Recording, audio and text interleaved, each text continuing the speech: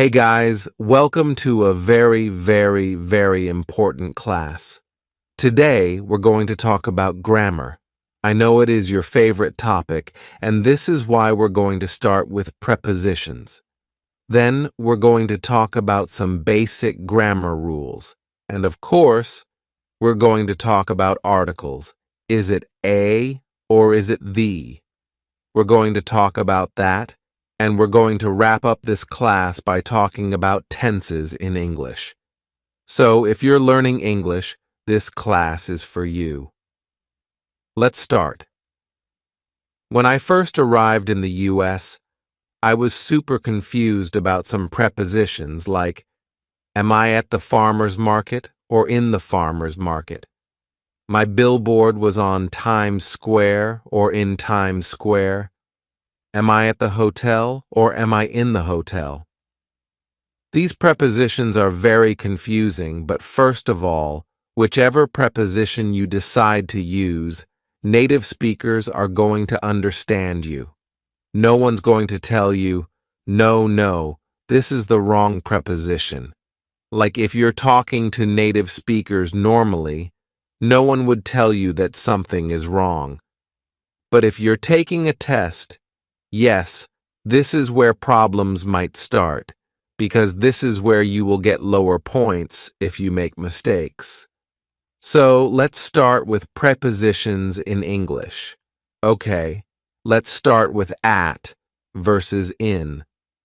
The rule that you have to remember, in is used with major big things like countries, cities, and continents.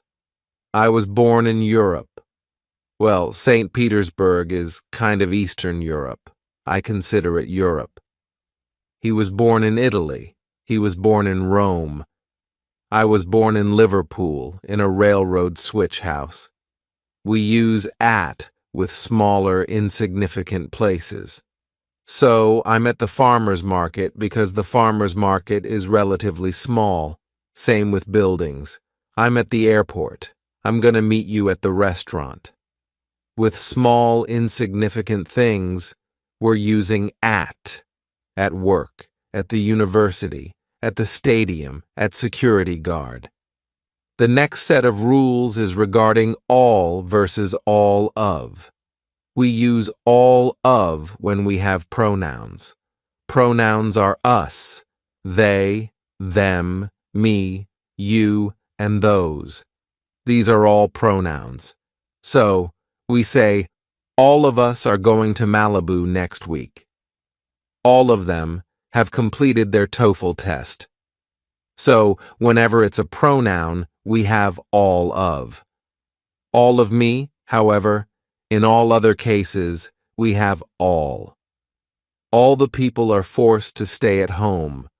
All the students have to wear masks. All the children need to stay at home. All the gods, all the heavens. By the way, the next section is in versus on versus at when we're talking about time. So, when we talk about general measurements like, I'll be there in 2 minutes, I'll see you in 2 days, we're going to travel abroad in 2 months. So, in is used with general measurements. I'll be there in 20 minutes. However, when we have a specific date and time, we use on and at. I will see you on Monday at 12 p.m. The classes start on September 21st. I'll go now, if I may. We'll see you on Friday. And remember that in is also used with a year. I was born in 1990. He will come back in 2025. That was in 1994. Beside versus besides. So, beside is a preposition that means nearby. We were camping beside the river. We were camping on the shore, right? We're really close to the river, and we're camping there beside the white chickens. Besides is an adverb and preposition that means in addition to. Besides, we need your support in this venture. So, this is something you would start your sentence with. Besides 2 suitcases, I'm taking 3 boxes with me. So it means, in addition to my boxes, I'm taking my suitcases. You mean, besides my marriage. Among versus between. Among is used when you have a group of objects or people, usually 3 or more. She is very popular among her classmates. She's a very popular girl, right? I can choose among all your t-shirts. You have like 30 in your closet. Oh my God, among our homes. Between is when you have 2 objects. I can't decide between going to the cinema and staying at home. Between us. On versus upon. They're actually interchangeable.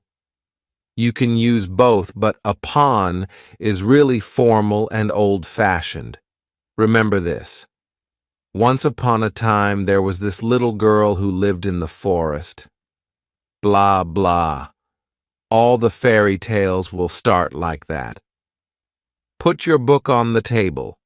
We would usually just use on in this context. To versus then.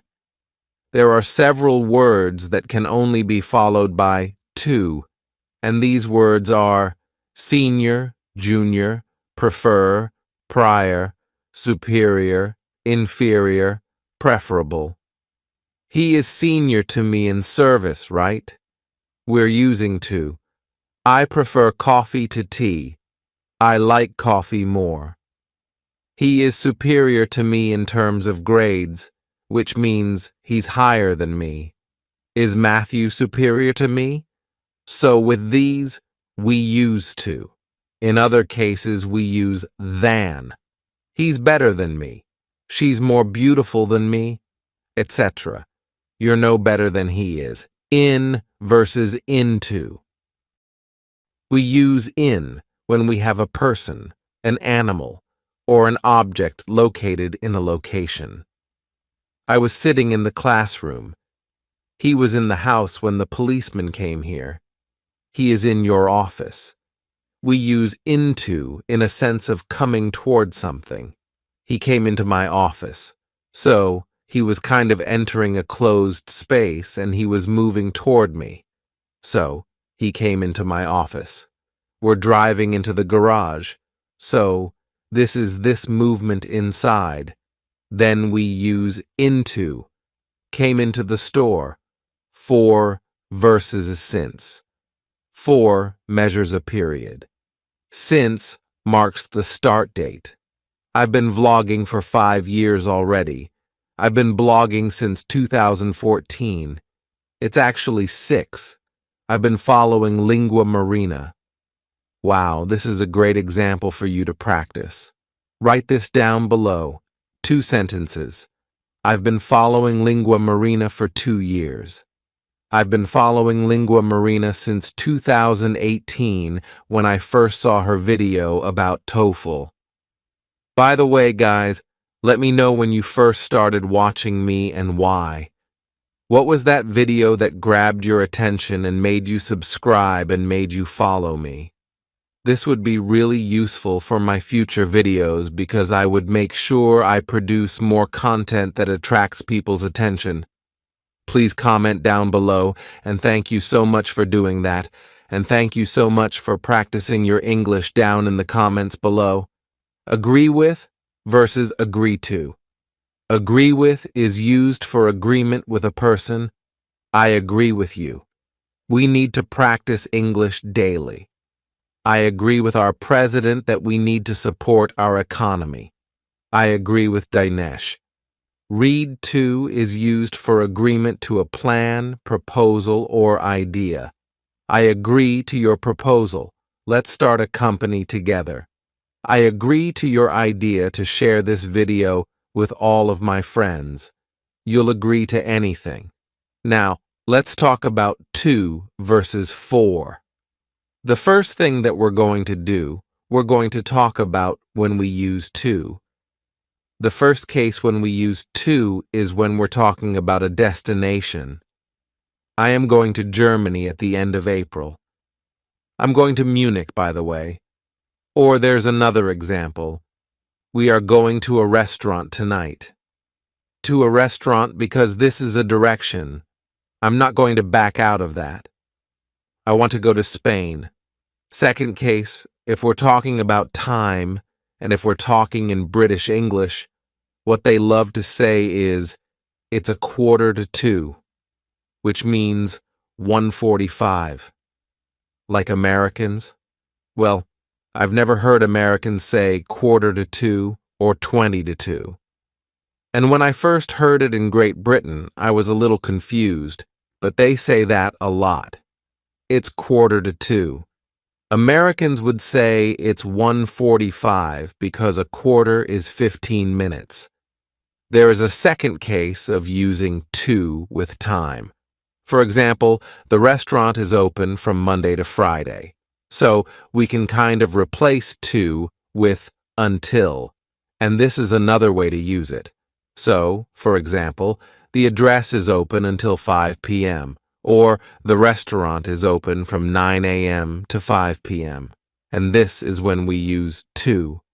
But I do Monday, Wednesday, Friday from 7 to 9. When we compare something, I prefer traveling to sitting at home. I prefer sleeping to working. I prefer watching Marina's videos to sitting by myself. I prefer metaphysics to theology. The next type of use is when we're talking about a receiver of an action.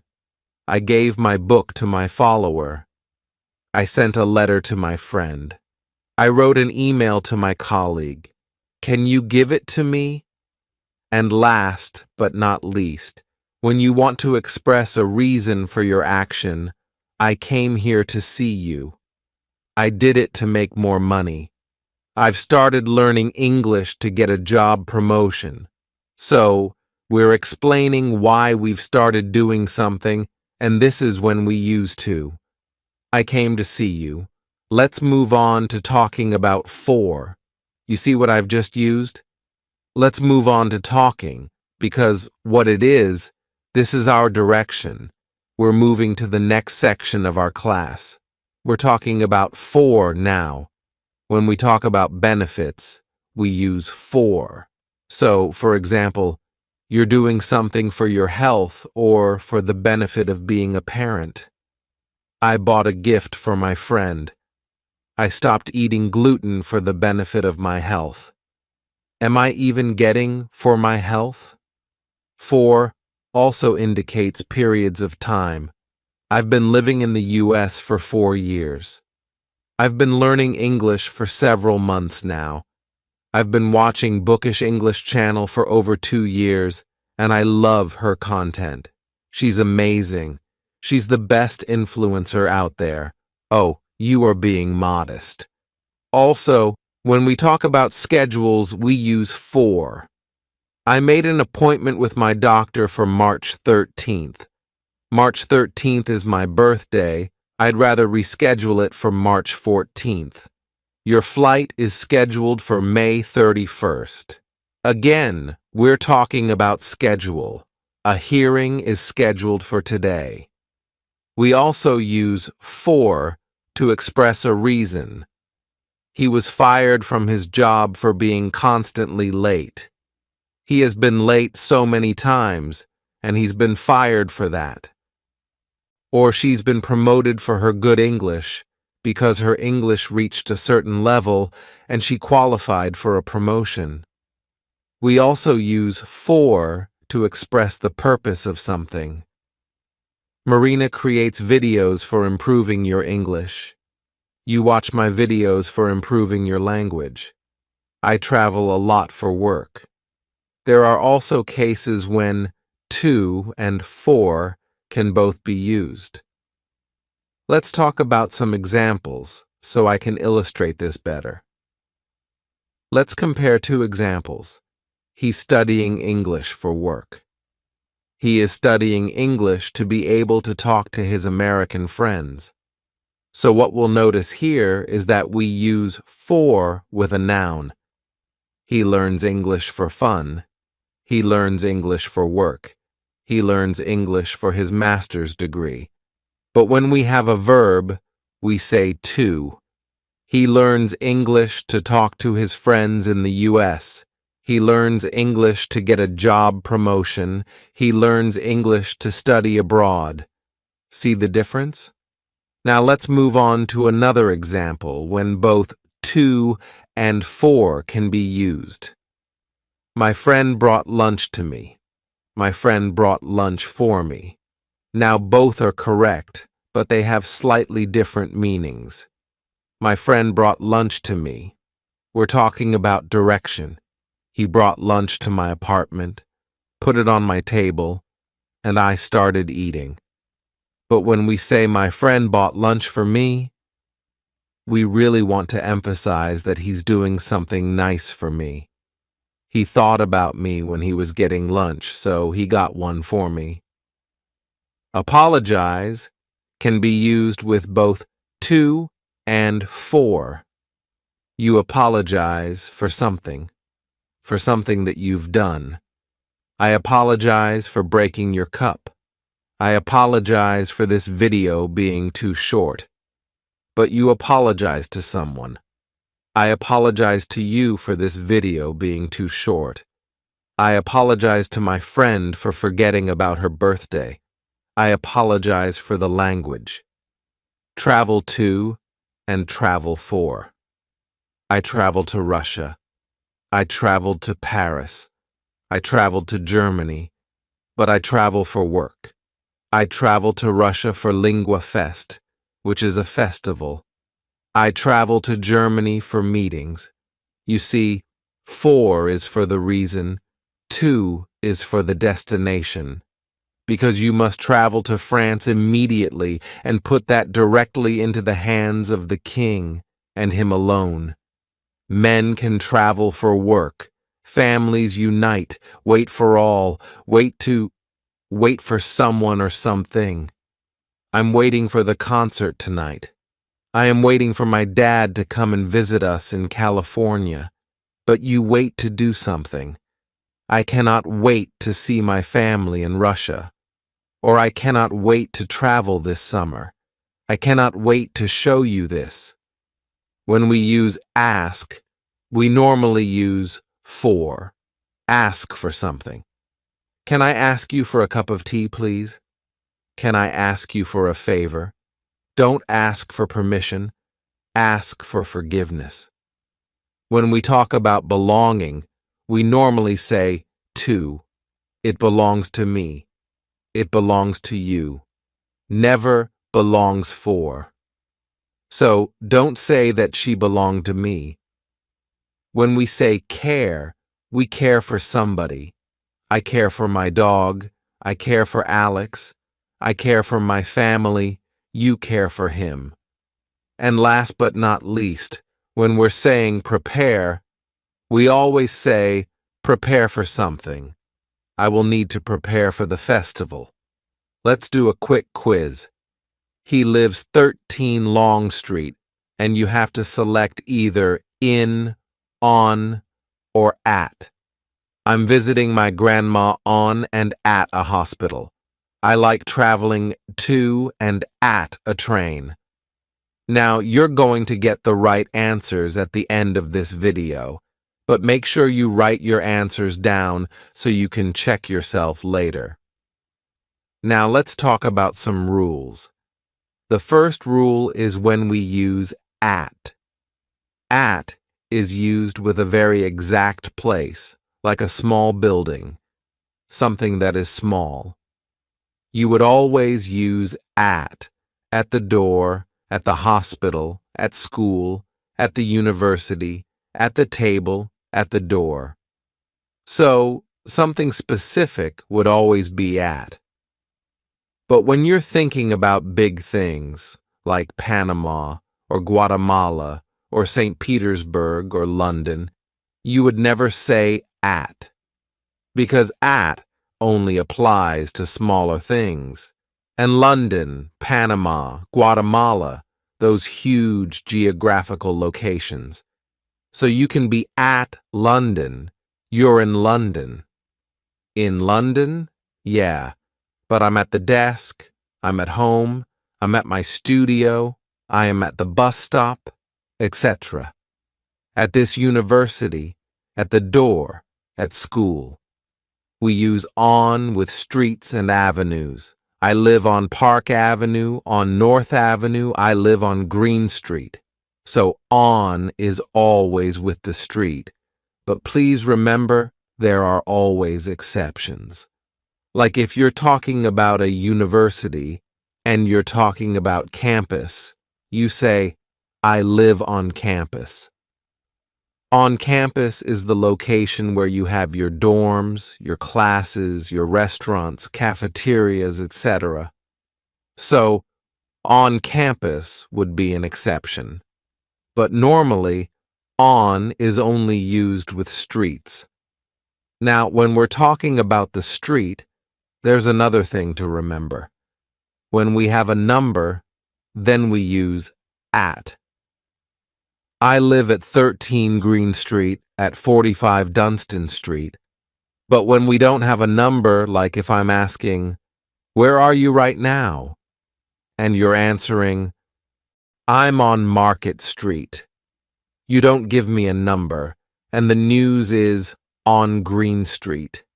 So at is used when we give the full address, street number, etc., and on is when we just mention the street.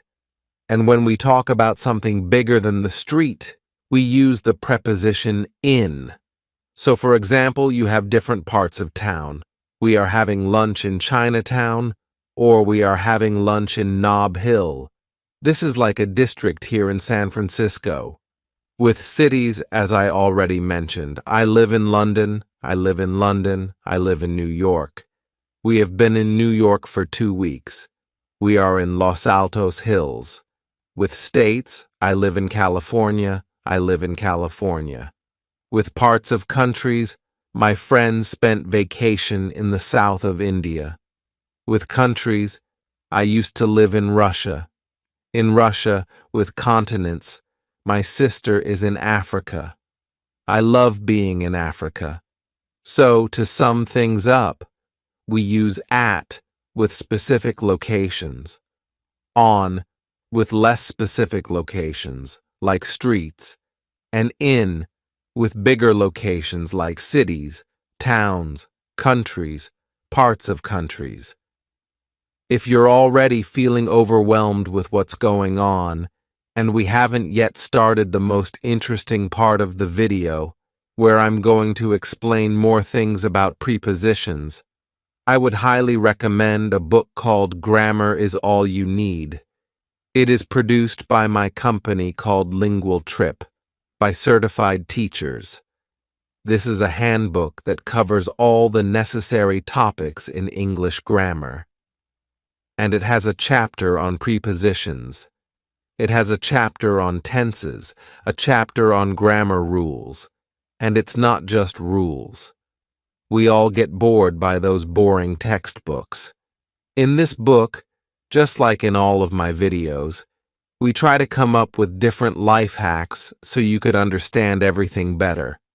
And also, it's not just you reading the material. We have included a lot of exercises so you could practice things. Because with grammar, it's like if you just watch this video and you switch it off and you don't practice, it just goes away. Like, well, there is something in the back of your mind, but it really goes away. And because you're watching this video, first of all, you're getting 66% off of this workbook. And second, you get a free chapter on prepositions. I really want you to remember these prepositions that we learned. So if you follow the link below, you're going to be able to receive a free chapter and 66% off the Grammar is All You Need workbook. This workbook has 16 chapters on the most important topics of English grammar, done by my company, done by Lingual Trip, with love, with passion for you guys, with passion for English. Again, The link is in the description below, 66% off, and a free chapter on English prepositions, something that we cover in this video, so you can practice. You can print it out, put it on your desk, and never ever forget what's the right way to use prepositions in English. The link is below. Now, let's move a little further with our prepositions. I gave you some basic rules, but now we're going to explore more examples. In is also used when we are talking about an enclosed space, something that has a roof, something that has walls, in a car, in a box, in a building. I am waiting for you in my car. They're in a car. Can you please help me find a pen in this box? In a box, don't put your wallet in a pocket. Now listen carefully. Right now, we're moving to on. We use on with a bus. On a bus. And you might ask, Marina, but why in a car but on a bus? Wait a minute, I'm going to explain. The other words that we use on with are words that represent surfaces. Like, this table is a surface, on a table. Your floor is a surface, on the floor. The wall behind me is also a surface, on the wall. We also use on when we talk about left and right. On the left, on the right. Oh, vice versa, depending on whatever you see. I think it's on the left foot. You're on the right for you. Next, to or along the side of a river, for example. Cambridge is on the River Cam. Now, interesting fact, why in a car but on a bus? It's used with means of transportation where you can't stand up.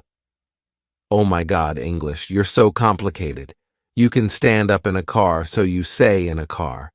You can't stand up in a helicopter, but you can stand up on an airplane. So, on an airplane, in a helicopter, on a bus, in a car, on the bus, in a car, in a taxi. Because you can't stand up in a taxi. I know, guys. This is why I recommend having something like a grammar book, so you can refer to things, or at least have a script of this video in front of your eyes. On a ship, on a boat, on a plane, on a train. We use on with a means of transport where we can stand up. We can stand up on a plane. We can stand up on a bus. We can stand up on a boat. And also, maybe another hint. We use on with a means of transportation where there is no roof. On a horse, on a boat. Boats don't have a roof normally. You can have both, but on a boat, so normally you don't have a roof on top of you when you're on the upper deck. On a bike, you can't really stand up on a bike, but it doesn't have a roof, so it's on a bike, on your bike, on a boat. Another thing that can be super confusing for you guys. Sometimes you hear in a hospital, and sometimes you hear at a hospital. Both of those are grammatically correct, but guess what? They have a different meaning. So, when you're saying, I'm in a hospital, that means you're a patient. You're actually receiving treatment. I don't remember the accident. I just remember waking up in a hospital. My uncle is in the hospital right now, receiving treatment for his acne. I don't know if you go to the hospital for that, but he broke his leg. He's in a hospital. Let's do that. I'm giving birth in a hospital, but you can also say, I'm at the hospital, and that would mean that you're just doing something there, that you're not a patient. I am visiting my uncle at the hospital, because you're at the hospital, not as a patient receiving treatment. You're a guest visiting your uncle. In college, my brother volunteered at a local hospital. Again, he wasn't a patient. This is why we use at the hospital. The same goes for school, museum, library, or any other institution. And we also use at with events. I'm at this Lady Gaga concert. Okay, guys, I hope it wasn't super confusing for you. Again, if you want to make sure you remember all the prepositions, make sure to follow the link below and download the free chapter of the grammar book. And if you feel like you're willing to invest in your education just a little sum of money, using 66% off the grammar book will be even cheaper for you because you're watching this video. Now, let's check your test. I guess you already know everything, but let's do it anyway. He lives at 13 Long Street because we give the full address. We give the number and the street address. I'm visiting my grandma at the hospital. Why? Because I'm not a patient. She's a patient. My grandma is in the hospital receiving treatment, and I'm visiting her at the hospital because I am not a patient. I like traveling on a train. You can also say, I love traveling by train. But this is another topic for another video. Here, because we remember that we can stand up on the train, we use on. I like to travel on a train. This class is going to be about basic grammar, something that you should have learned way back at school. You might have forgotten basic grammar, but this is why I am here, because we're going to talk about really important things. Parts of speech, noun, pronoun, verb. What does that mean? Basic tenses that you have to know. And third is word order. And if you watch this video up to the very end, if you understand the concepts, if you learn them, there's a 99% chance that you would be able to speak English at a level where you can explain what you need, explain what you're doing for life, or even work with people. Because what we're going to talk about creates the foundation for your language. So please, make sure you listen carefully. Let's do it. First of all, let's talk about parts of speech. We have nouns. These are our objects or subjects. Cat, dog, mom, table. These are all nouns. Pronouns.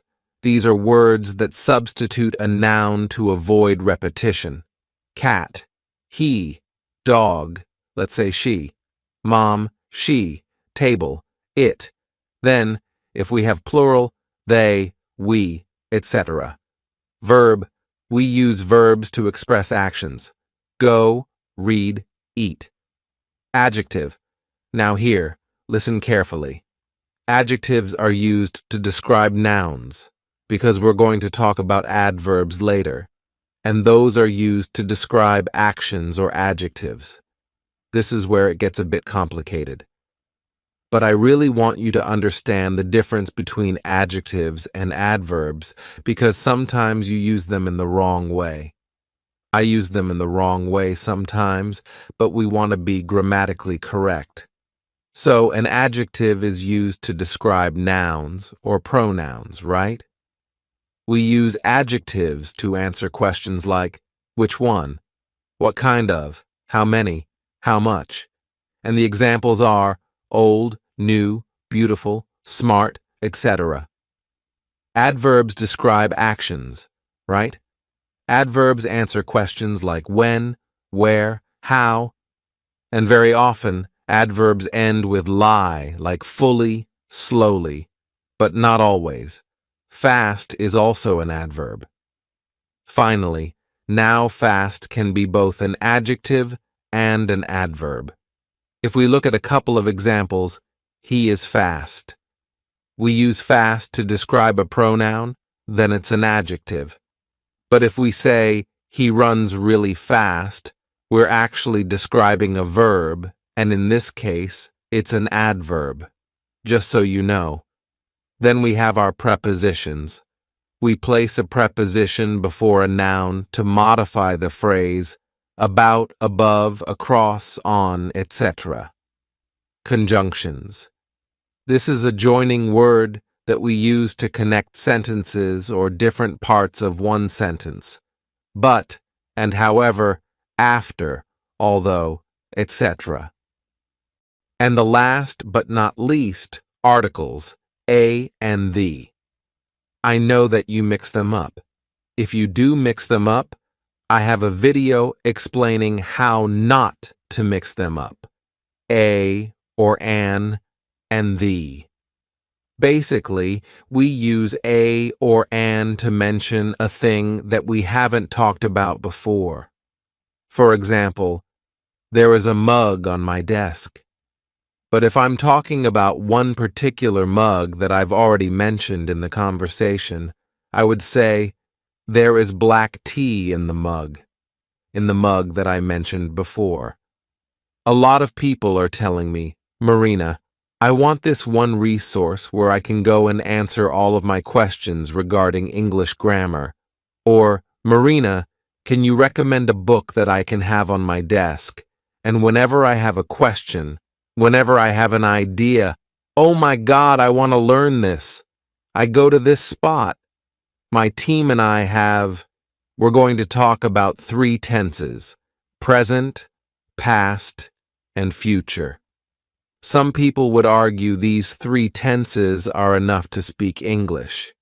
They are kind of enough, but of course, native speakers use all the tenses. That doesn't mean they understand the construction, because they learn everything as kids. But I'm going to explain the basic structure to you, because you know we're not native speakers and we don't have this advantage. Now, present simple tense is used to describe habits. For example, I drink coffee every morning. Schedules. The train leaves at 5 p.m. And general truths, ice is cold. One thing to remember is that in English there should always be a noun or a pronoun in a sentence, and there always should be a verb. So, for example, if we say, I drink coffee every morning, then the action is drink. Sometimes we don't have actions. Sometimes we just describe something, and in this case, ice is cold. The verb is. We use past tense to describe something that happened in the past. So basically, your verb gets either ed on the end, like I walked, or if it's an irregular verb, then you just have to learn it. She went home, he drank a glass of beer. And the future tense is, of course, used to describe our future. In this case, we just put will before a verb. She will come back. Let's talk about word order in a sentence in English. First of all, we have a subject, which is a noun or pronoun. Then we have a verb or action. And then, if we need it, we have an object, which is normally a noun or pronoun as well. So, let me give you a quick example. She smiled at a boy. And then, if we need to describe our action with an adverb, remember adverbs describe verbs, we put it right before the verb. For example, she briefly smiled at a boy. So the adverb comes here. And then, if we have adjectives that describe a noun, then they come right before the noun. She smiled at a little boy. Of course, this rule is very basic. The more you learn, the better you become. There is one last thing I wanted to tell you. Don't make this mistake. Let's look at these 3 sentences. They often play tennis. Correct. They play tennis often. Also correct. They play often tennis. Incorrect. This is wrong because an adverb can never be put between a verb and an object. So this is wrong. Just remember, because this sounds a little weird. All right, guys, I have a question for you. Do you have articles in your language? My language is Russian, and in Russian, we don't have any articles. We don't say a, we don't say the, we don't say anything when we refer to nouns. It's just the noun, right? In English, we have articles, and my problem, and I still think I have it, is that I miss articles sometimes. Sometimes I just avoid them in general, just because they do not exist in my native language.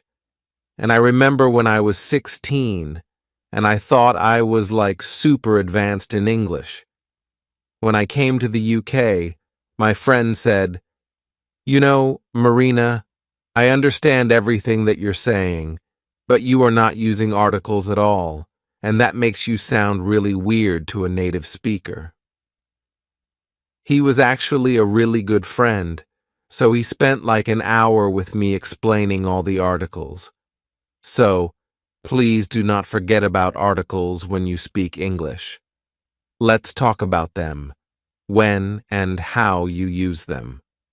There are two articles, a and the. We use a to talk about objects that we encounter for the first time in our speech, for the first time in this conversation. And we use the when we mean something specific. So let's start with the first rule. Something specific is always the. For example, Marina, where did you get the dress that you wore yesterday? This is a very specific dress. I only have one dress, and I'm pretty sure she means the dress that I was wearing yesterday, and that was the specific white dress, whatever. So, this is a very specific thing. But if I'm asking somebody, "Can you get me a dress when you go shopping?" I'm not asking for a particular dress. I just need a dress, and whatever dress you can find that suits me, just get it. So could you get me a dress when you go shopping? See the differences? In the first example, with the specific dress I wore yesterday, I meant that dress that I wore yesterday. When I'm asking to buy a random dress, this is a dress. Another thing to remember, we only use a when we talk about single objects. We cannot say a dresses. This is wrong, don't do that.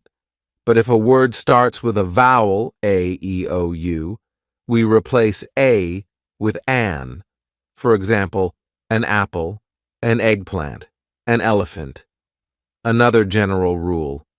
When you talk about something for the first time, you say a. When you mention it in your conversation for the second time, you use the. For example, yesterday. I went to a party. I mentioned it for the first time, but in the second sentence I would say, the party was amazing, because I've already stated that I will be talking about a specific party. And in the second sentence, I'm referring to that specific party, so it's the body now, okay? Or another example. Yesterday, I bought an apple, just a random apple. That apple turned out to be rotten, so I'm taking it back to the store today. Okay, so first, I'm not mentioning a particular apple. I just bought an apple. It doesn't matter which apple. It doesn't matter if it's big. It doesn't matter if it's small. Just an apple. But then, when I'm talking that it's rotten, I already mean that apple that's in my fridge, so the apple. Okay, however, if we're talking about an object that is one of a kind, we always use the moon, the sun, the Black Sea, the Simpsons. So, we know that there is only one of those. That's why we always say the moon. We know that there is one sun, so we say the sun. Again, we only know that there's just one family when we're talking about The Simpsons, right? This is the movie, so whatever. It's something one of a kind. It's the uncountable nouns. What are uncountable nouns? Porridge, oatmeal, milk, whatever you cannot count. Because when we're talking about porridge, you cannot really count all the seeds that are there. And when we're talking about milk, you cannot really count the cells. Yes, you can measure volume, but that's different. We're talking about counting. So, uncountable nouns means you cannot count them, right? So, with uncountable nouns, we don't use any articles. It's always, I like oatmeal. Can you get me some oatmeal? Can you make some porridge for breakfast? Use some. Can I have some milk? I drink milk for breakfast. The only way you would be able to count milk is by adding glasses. So, can you give me a glass of milk? And then you have a, okay?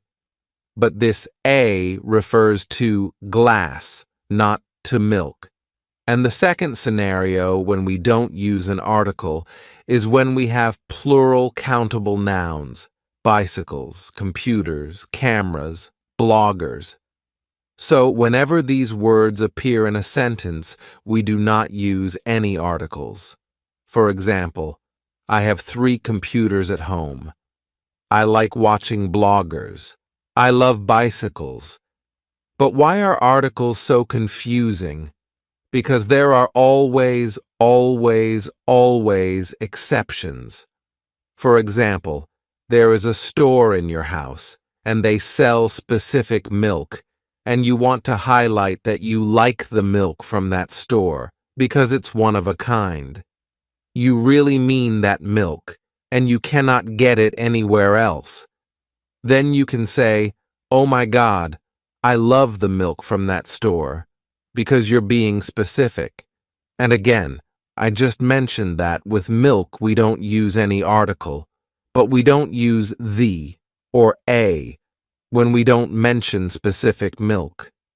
We just mention milk as food, but if we mean some kind of milk that's only sold in a store that's 1 block away or in your house, you would say the. Same applies to countable nouns in plural forms.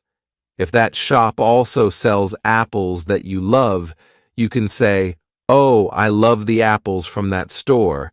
They are the best in the world. And people will realize that you mean specific apples that are only sold there, and they're one of a kind. Okay, please remember that, and feel free, whenever you're watching this video. If it's confusing, feel free to stop. Feel free to open your exercise book, rewind the video, and write everything down again because I know it's super confusing. And I know even super advanced students make mistakes with articles. So, this topic is very important. It's crucial, but I'm here to help. There's a quite similar rule for abstract nouns. When you're talking about something in general, you don't need an article. For example, information on the internet is very useful. So, information is this abstract noun. You don't mean any specific information, you just mean the information that's available to everyone on the internet is very useful. But again, just to compare, when you use particular information that you receive, the information that I've read on Wikipedia regarding YouTube is super useful. Then you need to insert the definite article, the, because you mean some specific information. But when you're talking about information in general, you don't use articles at all. Okay, never use articles with proper nouns. Tuesday, Monday, New York. You can distinguish those proper nouns by the capital letter that they start with. New York is with capital letters, Washington, D.C., Russia, London, Tuesday, Monday, Wednesday, February, March. All of those nouns do not require an article. Okay, never use articles with the names of countries. Dmitri makes this mistake all the time, and I keep correcting him. Russia, France, Monaco, all of those countries do not require an article. But, of course, there are exceptions to this rule. If a country's name consists of several words like the United Kingdom, because that refers to kingdom here, or the United States of America, so whenever the name consists of several nouns, you use the. Also, no articles when you speak about languages. And remember, at the beginning of this video, I asked you to write a comment below about what language you speak and if you have articles in that language. So you can say, I speak French, and there is no article. I speak Russian, and there are no articles in Russian. So we don't have any article before the name of the language. And the last but not least, when you're talking about meals, don't use articles. I've already had lunch today. I've already had breakfast. Let's head out to dinner. But again, we're just talking about non-specific meals. Just, stating that we had a meal. But if you want to say that you are sick from the dinner you had yesterday, then you need the definite article because you mean that specific dinner. We probably ate sushi, and you got food poisoning. So, when you mean a specific dinner, it would probably be something in the past. You use the. So, articles are very confusing. And as an English language learner, I think I have worked and learned about them maybe like 10 times in my life. I just keep coming back to this. I think, of course, it's a matter of practice, but this repetition, constant repetition of a topic that is confusing for you, I think it's really helpful for you as an English language learner. If you want another class from me on articles, please let me know in the comments down below, and I will be happy to make another video. And now, let's move on to another topic that is kind of endless in English, and the topic is tenses. Today, I'm going to teach you which terms to use when you see certain words in the sentence. We call them marker words. So sometimes you see them, and you're like, oh, when people use this word, they would typically use this particular tense, and I'm going to teach you those words. So if you're interested, continue watching. Before I start, quick disclaimer. English evolves all the time.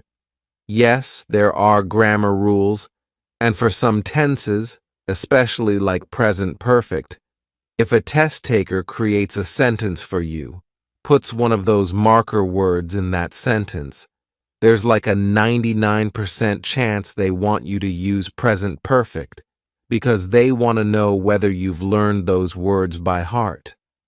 But when you talk to a native speaker, when you're in this relaxed environment, people use these words with other tenses as well. So there is no like 100% guarantee. If you see one of the words that I've mentioned, they use it with that particular tense. But if it's a test, I would say it's like a 90% plus guarantee that you should use this particular tense. But I would always look at the context. Okay? So, you see the word, and then you look at the context. We'll explain when we use certain tenses. So, always pay attention to the context. Let's start with the simplest tense ever, present simple. Present simple is a tense that is used for regular actions, something that happens to you every day, every night, every month, something that you do regularly, and also for some things that are pre-scheduled, like the airplane arrives at 5 p.m. The marker words for this tense usually include every day, every week. So whenever you see every, that's probably present simple. Often, seldom, or the synonym for it is really, and really is more American. For actions that don't happen too often, always, never, sometimes, as a rule, hardly ever. Hardly ever is like very, very rarely. Hardly ever do I get 12 hours of sleep per night. Today on Sunday, from time to time, I go to the swimming pool. From time to time. We have right now because that's present perfect. For past simple, think of it as telling a story about something that happened to you last year in 1994. So you're just describing a series of actions or just one action or something that you were doing back then. So just think of it this way. You are describing something that happened to you, something you did a year ago, 2 years ago, etc. Yesterday, the day before yesterday, last week, month, year, etc. Whenever you see last, that's really past simple. A goal is also a great marker word, so whenever you see a goal, again, 90% plus, it's going to be past simple. A week ago, a month ago, a year ago, the other day, which means on one of the days that have passed. In 1994 or any year in the past, once upon a time, there lived an elephant in Africa. When? And you would insert something in the past, like at 3 o'clock yesterday or at 3 o'clock the day before yesterday. That day, by the way, guys, if you want these words written down, something that you can print out, something that you can have in front of you on your desk, we have created a memo for you where we have all of those marker words. You also have a test, which is divided by certain levels of English, so you can check where you're at right now with your tenses. There is also a table that describes how to build different tenses, and there's also a table with irregular verbs. Remember, we're talking about past simple right now. When we're talking in the past, a verb goes into the second form, and there are regular verbs like I walked in the park, I published this video. But there are also irregular verbs like I put my phone on the table yesterday. I drove 5 miles an hour. Irregular verbs are formed in a different way. It's not just putting a D at the end. It is something else. And we have created a table for you with these verbs and also how to learn them easily. There is a small fee to download this table. It's a $1 fee just to support our designers and us. So it's me and Vanya who created this table, and also my team. The link is below. You're going to have it all in front of you. You can have all the words, so you can just print them out, hang them in front of you, and always have them in front of your eyes. So whenever you have questions, you can just refer to that memo. By the way, in this video, I'm going to talk about all the 12 tenses. We're going to talk about present simple, past simple, future simple, present progressive, and present perfect. But in the table, we have more tenses. We have 7 tenses in total. In terms of this marker words, future simple talks about future actions. And something for you to remember, Future simple is when you're not 100% sure about something. For example, you have an appointment with your friend, and he says, "I will come in an hour." So that means he's 90% sure that he will come in an hour. Maybe he won't come because he can't control other people. But if you have an airplane that leaves at 5 p.m., you see, I'm already using present simple. So when it's something that you're 100% sure of, it's present simple. It's like for timetables, opening schedules and stuff. The store opens at 9 a.m. The store closes at 9 p.m. That's all present simple. But when we're talking about actions we're not sure about, like 90%, well, we are sure 90%, but we're still kind of guessing. That's future simple. And the marker words are tomorrow, the day after tomorrow, next week, month, year, etc. In an hour, in a second, in a minute, etc. In the 22nd century, soon, later, someday, and someday meaning someday in the future, in a day, in a week, in 5 years. So whenever you see in plus a time frame, and according to the context you're 100% sure, that's future simple. In the future, one of these days. Present progressive, and in British English, you would call it present continuous. Depends on the textbook you're using, but it's pretty much the same. In America, we would say present progressive or present continuous. The tense is used to describe something that is happening right now. So, the first marker word is obviously now. Right now, at the moment, today. Other marker words: look, listen. Like, for example, if you're trying to pay somebody's attention, something like, look, they are fighting. We need to stop them. We are paying somebody's attention to an action that's happening right now. Still, they are still fighting at this very moment. Currently, these days, this week, this month, this year, constantly. I'm constantly hearing sirens when I'm recording videos in this apartment because we're very close to the center and something is constantly going on. You see how I'm using this constantly and stuff. And the last, but not the least, we're going to talk about present perfect. And I know you mix it with past simple very often.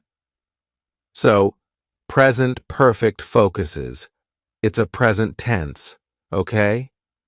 It's not a past tense because it's present perfect, and it focuses on the result you have right now. Come on, guys. Present perfect is a present tense. It focuses on the result that you have right now. It does not focus on the details of a past action, because for that we have past simple. For results right now, we have present perfect. So, for example, I have eaten. This means that you're not hungry. If you're kind of translating or explaining, if you say, I ate pizza yesterday for lunch, that means you're telling a story about what happened yesterday. You're not really focusing on something that you have right now. This is a way for you to determine which tense to use, and the marker words, of course. Like for this tense marker words that you've probably learned at school. Ever, never, just, already, yet. Whenever you see them on the test. Oh my God, I think that's like 95%, 97% chance that the test takers want to test you on whether you've learned those marker words or not.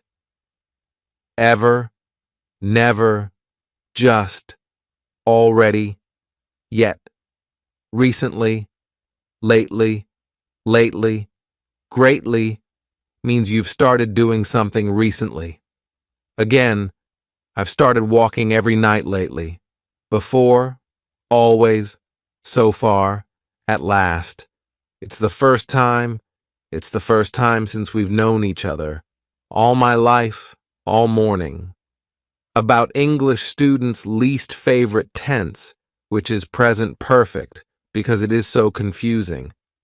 I was taught at school that present perfect is a past tense, which is not because if we look at its name, it says present perfect, which means that yes, we're talking about our actions in the past, but their result is still here with us in the present.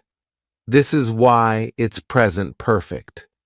It's a present tense, and it's really important not to mix it up with a past tense. It's really important to use it in the right way. So today, we're going to talk about present perfect. One of the most important things to remember about present perfect is that we don't really care when exactly something happened. For example, I say, I've lost my keys. I don't really care if I lost them yesterday. I don't really care if I lost them a week ago. I care about the result. I've lost my keys and I can't get into my house. This is the result. And so it doesn't matter when exactly the action happened. It matters that the result is still here. It's my present. I can't get into my house. The way we form this tense is that we use either have or has. I have, you have. They have, we have. It, she, he has. After that, we use our verb in the third form. And here, please pay attention. We have regular verbs where the third form is the same as the second and is easily formed by adding ed. For example, play, played, stop, stopped. And we have irregular verbs that you have to learn. Run, ran, run, bring, brought, brought, rise, rose, risen. So, we use the third form, and please remember that some regular verbs actually change the way they're written. For example, say, said, said. We get rid of the y in the second and third form and add ied, study, studied, studied. So, just pay attention to the spelling of those words. So we have has or have. We have a verb in the third form, and if it's a regular verb, we add ed. If it's an irregular verb, we just learn the third form. Very often, we have a word that tells us that we have to use present perfect, ever, never, since, already, yet. Remember what I told you. We don't really care about the exact timing of an action. So, whenever you have a year ago, in 1990, in March 2015, that means you would probably need to use past simple because, again, in present perfect, we don't care about the exact point in time. We don't care about the exact day or exact year. We just care about the result. For example, I have never eaten pizza in my life. The result is that if I try pizza, it's going to be something new for me. I've never eaten a taco. I've been to Great Britain once. That means if I go now, it wouldn't be a new country for me. But it doesn't really matter whether I've been to Great Britain in 2015 or 2020. In this case, we would use past simple, since I've been to Italy many times. Also, when you are taking your TOEFL test, when you're taking your IELTS test, or whatever test that you're taking, please do not contract your verbs. Don't say, I've been there. Don't write, I've been there. Please say and write, I have been there. This is formal, academic English, And this is what's required from you when you're taking a formal test or when you're writing a formal essay. Of course, when you're chatting with your friends, your classmates, when you're recording a video on YouTube or watching my videos, you're free to comment below. Oh my God, I was scared by the slaps. When you're commenting on this video, you can totally contract your verbs and say, I've been there. I've enjoyed this video so much. I've learned so much from this video. Marina, you're an amazing teacher. You are being too modest. So, feel free to contract below this video, but please don't use contractions when you are taking an academic test.